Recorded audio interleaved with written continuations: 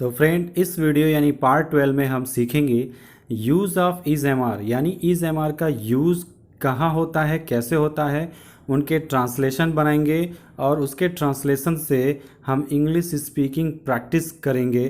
तो देखिए इस वीडियो को।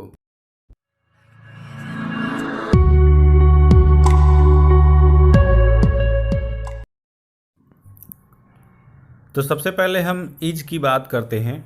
इज सिंपल सेंटेंस में या प्रेजेंट कंटिन्यूस के सेंटेंसेस में अगर इज आता है तो उसका मतलब है होता है। ये सिर्फ सिंगुलर के लिए आता है, सिंगुलर के लिए इसे यूज किया जाता है। जैसे सेंटेंस होता है कोई सिंपल सेंटेंस, वह घर है, वह पेड़ है, यह नदी है, वह तालाब है, तो उसमें जो है आता है उसके लिए इज का प्रयोग किया जाता है।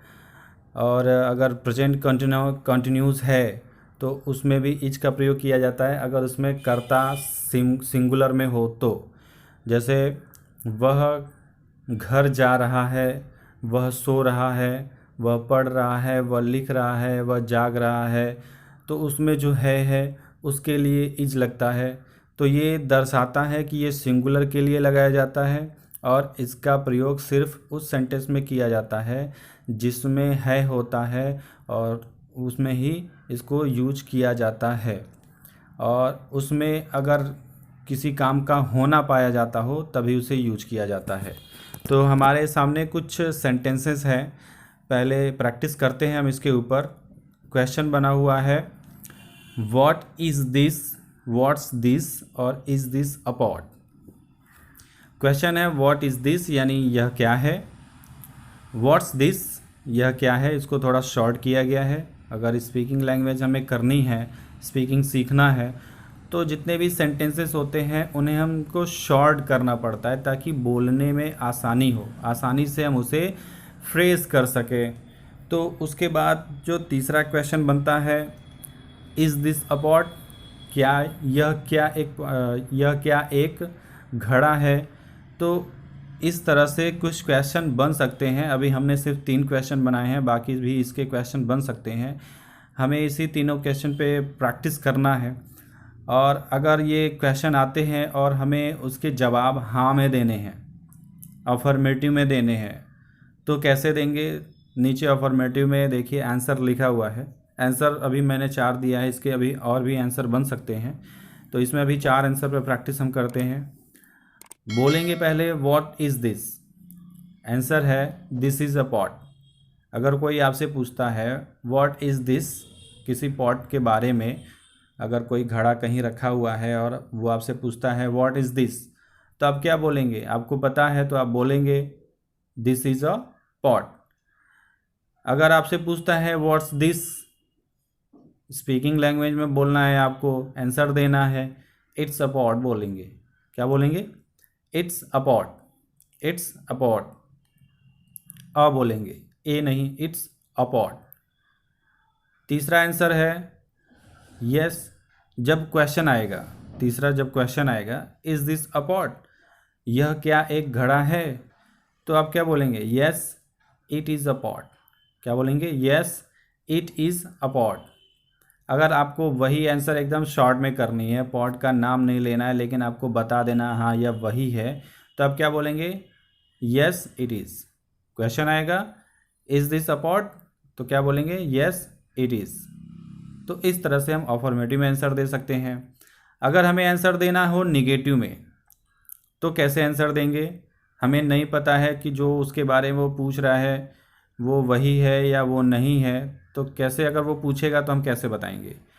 What is this, I don't know.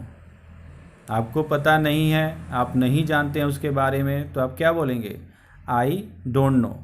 या आप ये भी बोल सकते हैं आगे सॉरी लगा करके, थोड़ा अच्छा लगता है किसी को। अगर आपसे कोई पूछता है और आप आगे नहीं आपको पता है तो आप सॉरी आगे आगे लगा लेते हैं अपने सेंटेंस के, तो उसको भी अच्छा लगता है कि हाँ अगले ने माफ़ी मांगा है और उसको नहीं पता है, वो बहुत अच्छे तरीके से बताया है मुझे। तो क्वेश्चन अगर आता है व्हाट इज़ दिस, आपको नहीं पता है, तो आप बोलेंगे सॉरी आई डोंट नो, माफ़ करिए मुझे नहीं पता, सॉरी आई डोंट नो। उसके बाद अगर आपको उसके बारे में कुछ नहीं पता है, वो आपसे पूछता है व्हाट इज़ दिस, आप क्या बोलेंगे? इट्स नथिंग, कुछ नहीं है। इट्स नथिंग, कुछ नहीं है। दूसरा question what is this, what's this, what's this, वो भी आप यही तीनों आंसर दे सकते हैं। और अगर तीसरा क्वेश्चन आता है आपके सामने, इज़ दिस अ पॉट, आपको आंसर देना है नेगेटिव में, तो क्या बोलेंगे? No this is not a pot, no this is not a pot, नहीं यह घड़ा नहीं है, नहीं यह एक घड़ा नहीं है।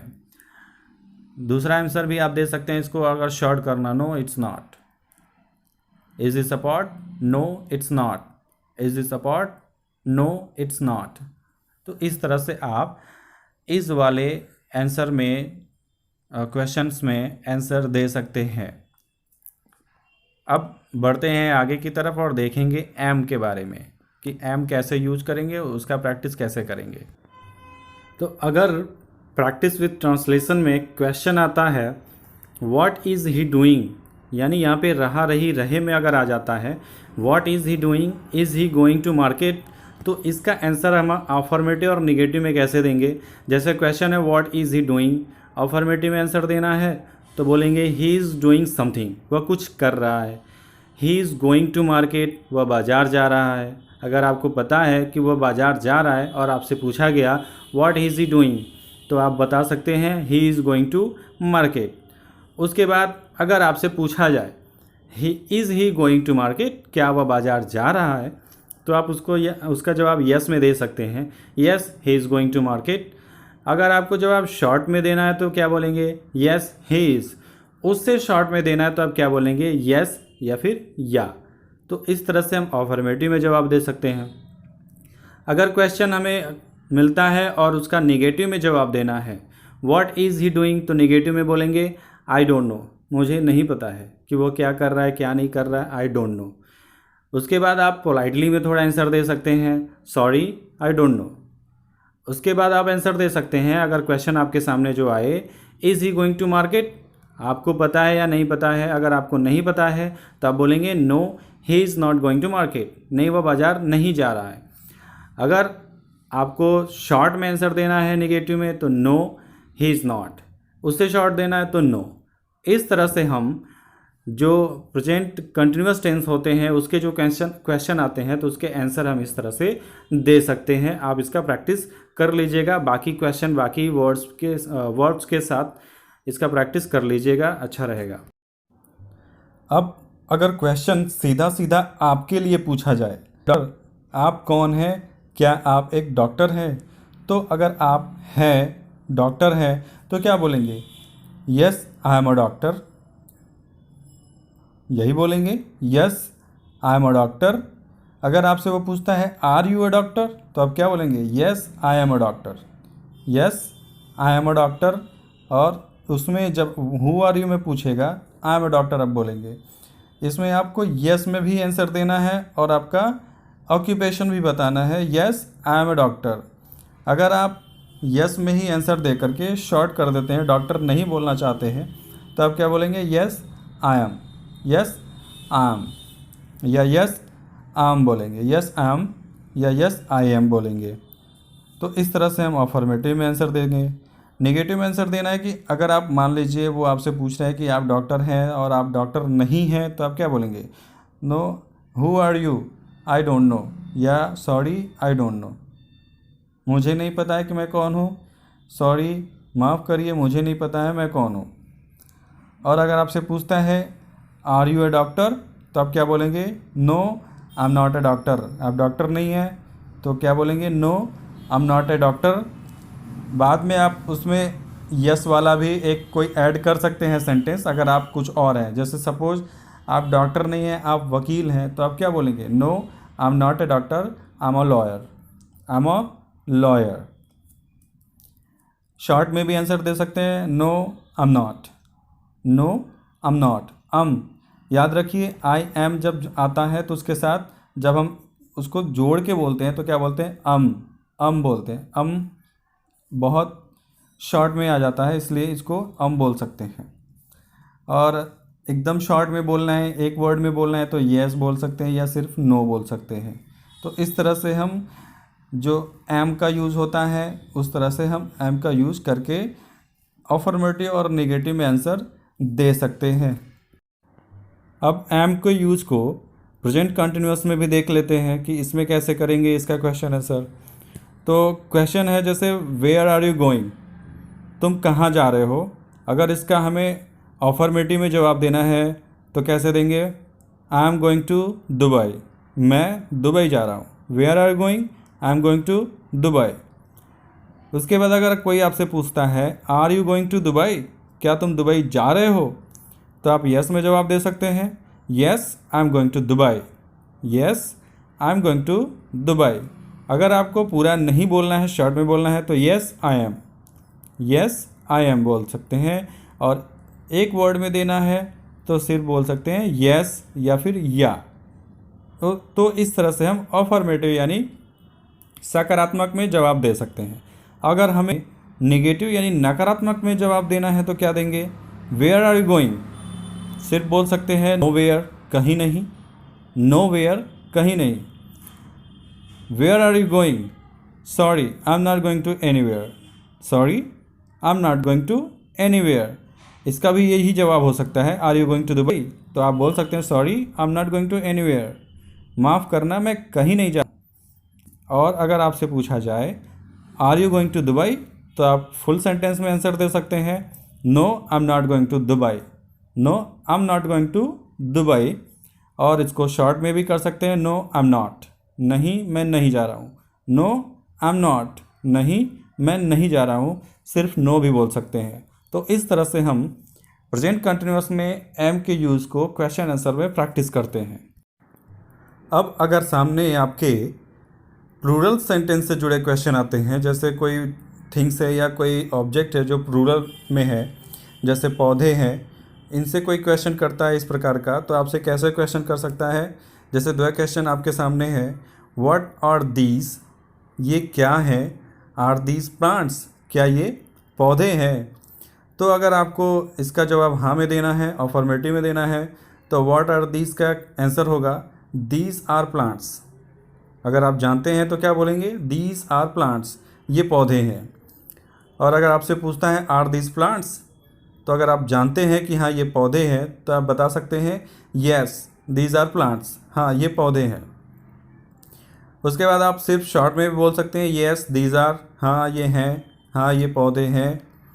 आप सिंगल वर्ड में भी बोल सकते हैं येस या फिर या। तो इस तरह से आप अफर्मेटिव में भी जवाब दे सकते हैं। नेगेटिव में इसका जवाब देना है तो कैसे देंगे, what are these, I don't know, मुझे नहीं पता। अगर आपको नहीं पता है कि ये क्या है तो आप क्या बोलेंगे, आई डोंट नो। सॉरी पोलाइटली थोड़ा बोल सकते हैं, सॉरी लगाकर, सॉरी आई डोंट नो, माफ़ करना मुझे नहीं पता।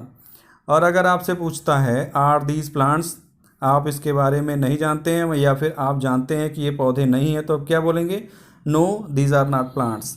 अगर कुछ और है तो आप उसके सामने वो चीज़ ऐड कर सकते हैं। जैसे मान लीजिए वो प्लांट नहीं है, वो ट्री है, वो पेड़ है, तो आप क्या बोलेंगे, no these are not plants, these are trees, these are trees, ये पौधे, ये पेड़ हैं।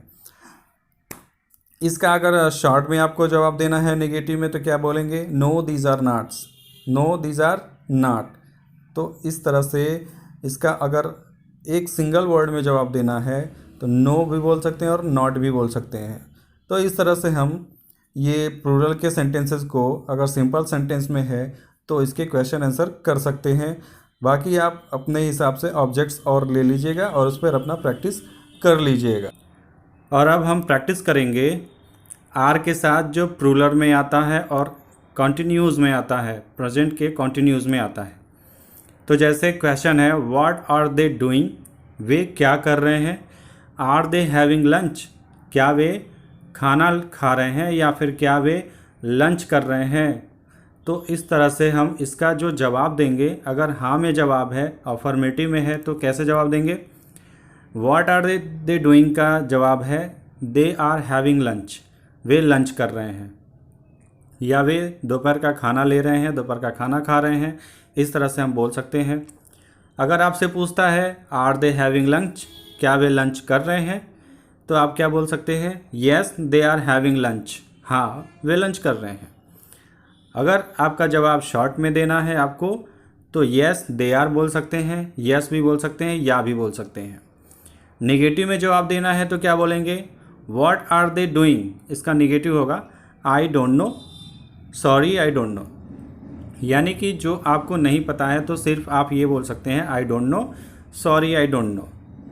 और अगर आपसे पूछता है आर दे हैविंग लंच, अगर वो लंच नहीं कर रहे हैं तो आप क्या बोलेंगे, no they are not having lunch, no they are not. They are not को दे अरंट भी बोल सकते हैं, दे अरंट, दे आर के साथ नॉट जुड़ जाएगा, दे अरंट भी बोल सकते हैं, दे अरंट हैविंग लंच। सिर्फ इतना ही बोल सकते हैं, no they are not, no they aren't भी बोल सकते हैं, नो दे आर नॉट भी बोल सकते हैं, सिर्फ नो भी बोल सकते हैं और नॉट भी बोल सकते हैं। तो इस तरह से हम प्रैक्टिस करते हैं अपने इस प्लूरल के साथ जो प्रेजेंट कंटिन्यूस में आता है आर के लिए। और आज जो मैंने आपको बताया है इज एम आर का यूज़ और उसके साथ जो प्रैक्टिस आपको कराया है, प्लीज़ इस प्रैक्टिस को हमेशा करते रहिए और अपने नोट्सबुक पे और भी सारे वर्ब्स के साथ, ऑब्जेक्ट के साथ क्वेश्चंस बनाइए, उसके आंसर्स बनाइए इस तरह से और उसके साथ प्रैक्टिस करिए। क्योंकि जितना आप प्रैक्टिस करेंगे, जितना आप बोलेंगे उससे रिलेटेड इंग्लिश में, तो आपको बहुत ही बेहतर तरीके से ये बात समझ में आती जाएगी कि किस तरह से किसके सामने कौन से आंसर का जवाब कैसे देना है। तो उम्मीद है आपको आज का वीडियो पसंद आया होगा और इसमें आपको नई जानकारी मिली होगी। अगर आपके पास कोई सवाल या सुझाव है तो प्लीज़ कमेंट बॉक्स में ज़रूर कीजिए। और अगर आपने मेरा चैनल अभी तक सब्सक्राइब नहीं किया है या आप मेरे चैनल पर नए हैं तो प्लीज़ ज़रूर सब्सक्राइब करिए और बगल में लगे बेल आइकन को भी ज़रूर प्रेस करिए ताकि मेरे लेटेस्ट वीडियो का नोटिफिकेशन आपके इनबॉक्स में पहले मिले। तो मिलते हैं नेक्स्ट वीडियो में नई जानकारी के साथ, तब तक के लिए बाय बाय।